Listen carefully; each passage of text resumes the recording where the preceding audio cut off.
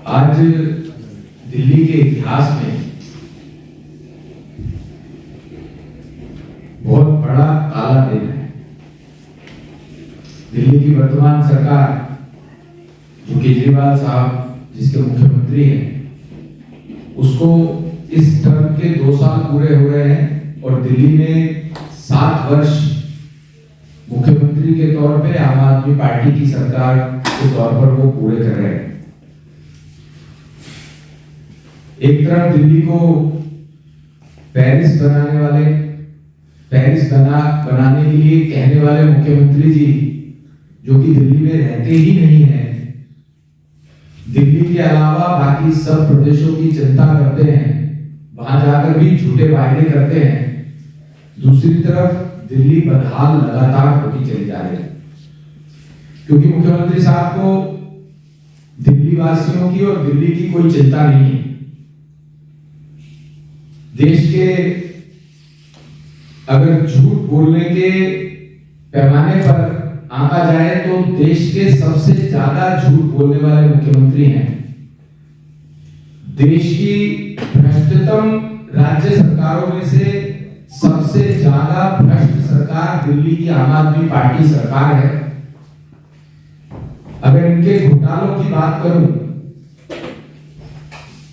दिल्ली को शराब नगरी बनाने के लिए 3500 करोड़ हर साल का घोटाला करना इन्होंने पिछले 7 सालों में कर रहे हैं, और अगले पता नहीं कितने सालों तक, जब तक ये सरकार है, अगले 3 सालों तक 3500 करोड़ रुपए एक साल के घोटाले की बात कर रहा हूं। शराब माफिया जल बोर्ड का 60,000 करोड़ का घोटाला है, जिसके लिए सीएजी लगातार पत्र लिख के 22 बार पत्र लिख के मांग कर चुकी है, उसका कोई उत्तर देने को तैयार नहीं है।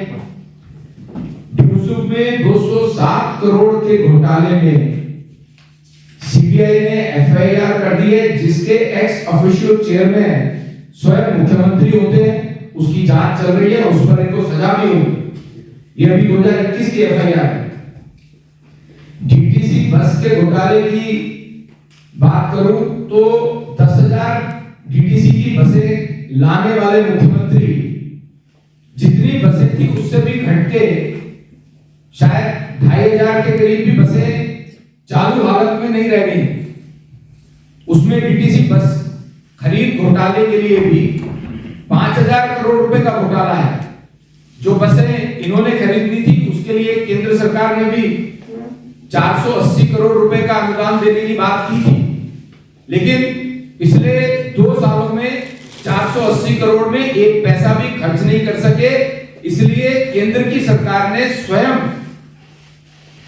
डीटीसी को बसें खरीद कर देने के लिए टेंडर फ्लोट किया, क्योंकि दिल्ली के मुख्यमंत्री इस पर कुछ कर सकने की स्थिति में नहीं है, करना नहीं चाहते हैं। एक इलेक्ट्रिक बस को लॉन्च किया 2 बार, और जितना इलेक्ट्रिक बस का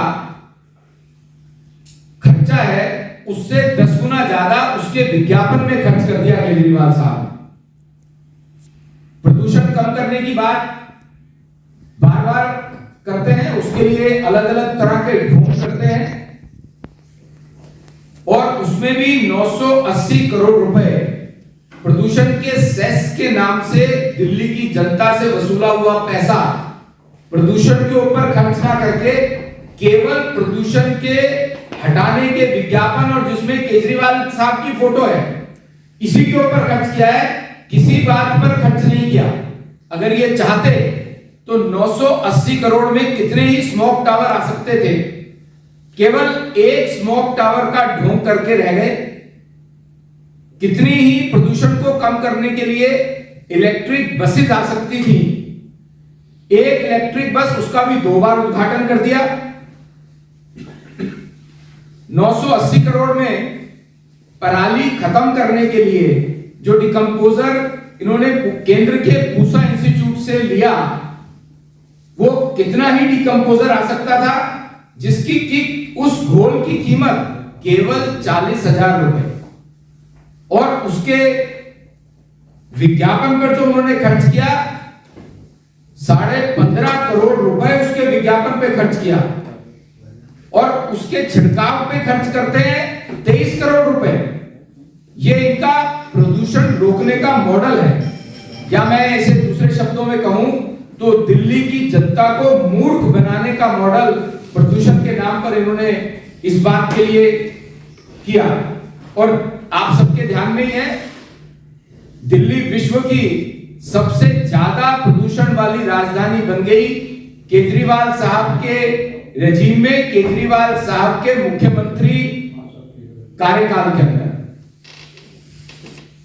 यमुना की बात करें तो ये बार बार बोलते हैं कि यमुना नदी, 15 में भी बोला और अभी फिर बोला कि यमुना नदी इतनी साफ कर दूंगा कि आप सब लोग यमुना नदी में धार्मिक त्योहारों पर डुबकी लगा सकेंगे।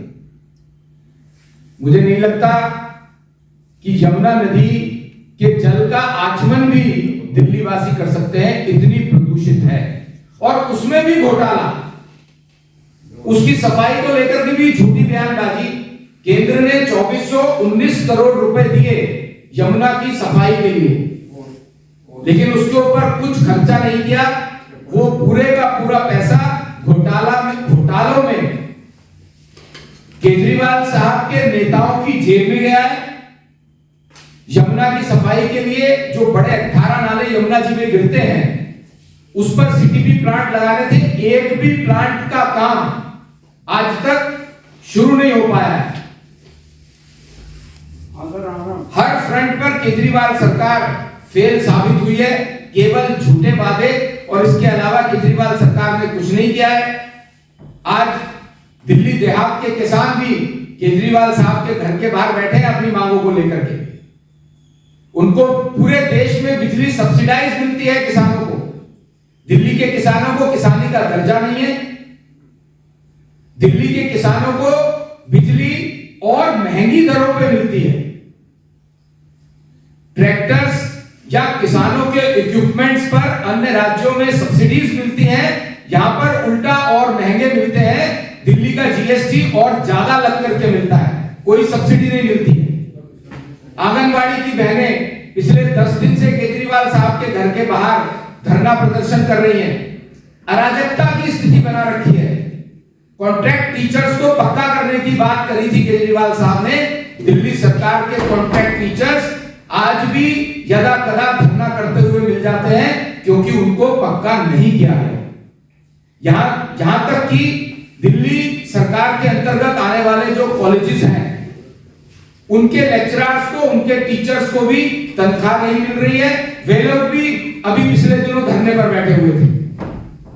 500 स्कूल का वायदा करने वाला 5 भी स्कूल नहीं खोल पाता है।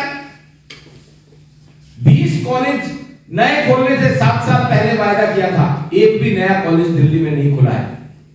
यह दिल्ली की शिक्षा व्यवस्था का मॉडल है, जिसका गुणगान ये उत्तराखंड और उत्तर प्रदेश और पंजाब में जाकर के करते हैं। 20 अस्पतालों का वायदा था नए खोलने का, एक भी नया अस्पताल दिल्ली में नहीं खुला। इस बात की पोल जब पीछे कोविड की 2 लहर आई, उस समय दिल्ली वासियों ने देखा, उनको ऑक्सीजन मुहैया नहीं हुई, उनको ऑक्सीजन बेड मुहैया नहीं हुए। और बाहर जाकर ये हेल्थ मॉडल की बात करते हैं। 1000 मोहल्ला क्लिनिक्स खोलने की बात थी। अभी पंजाब में भी कह रहे थे कि दिल्ली में, पंजाब में भी मैं गांव का क्लिनिक खोलूंगा, जैसे दिल्ली में मोहल्ला क्लिनिक खोले। उस 1000 मोहल्ला क्लिनिक खोलने की बात की थी। आज केवल 200 मोहल्ला क्लिनिक चल रहे हैं। और वो कैसे चल रहे हैं? कहीं पर जानवर घूम रहे हैं, कोई स्मैकियों का अड्डा बना हुआ है, प्रोफेशनल डॉक्टर्स वहां प्रॉपर नहीं है। जो डॉक्टर्स हैं तो वह गलत दवाई देते हैं, तो बच्चों की मौत हो जाती है वहां पर। और मोहल्ला क्लिनिक पर आसपास कूड़ा घर बना हुआ है। अगर वहां पर कोई बीमारी दूर करने के लिए जाए तो नई बीमारी लेकर के आ जाए। ये दिल्ली का हेल्थ मॉडल है मित्रों। 10 लाख लोगों को रोजगार देने की बात केजरीवाल साहब ने कही थी। आरटीआई के हिसाब से केवल 3700 लोगों को पिछले 7 साल में रोजगार मुहैया करा पाए। दिल्ली की सरकार हर फ्रंट पर फेल साबित हुई है। दिल्ली वासियों को किसी तरह की कोई सुविधाएं, जो मूलभूत सुविधाएं होती हैं, वो भी आज तक उपलब्ध नहीं हो पाई। जो पीडब्ल्यूडी को मेन रोड्स बनानी चाहिए थी, आज आप देखिए पिछले 7 सालों में एक भी नया फ्लाईओवर तो नहीं बना, लेकिन जितनी रोड पहले ठीक ठाक बनी हुई थी 7 साल पहले, वो आज सब टूटी फूटी है, जिसके कारण से प्रदूषण और बढ़ता है, विजुअल पोल्यूशन भी बढ़ता है और जो मिट्टी उड़ती है उससे भी पोल्यूशन बढ़ता है। ये सब मैंने रिपोर्ट कार्ड आप सबके समक्ष रखा है, आपके माध्यम से दिल्ली की जनता के समक्ष रख रहा हूं, और मैं केजरीवाल साहब को चैलेंज करता हूं और ये बात उनसे कहता हूं कि दिल्ली की जनता उनसे त्रस्त है, उनको नैतिक आधार पर मुख्यमंत्री रहने का कोई अधिकार नहीं है, उन्हें तुरंत प्रभाव से इस्तीफा देना चाहिए ताकि दिल्ली की जनता अपना नया मुख्यमंत्री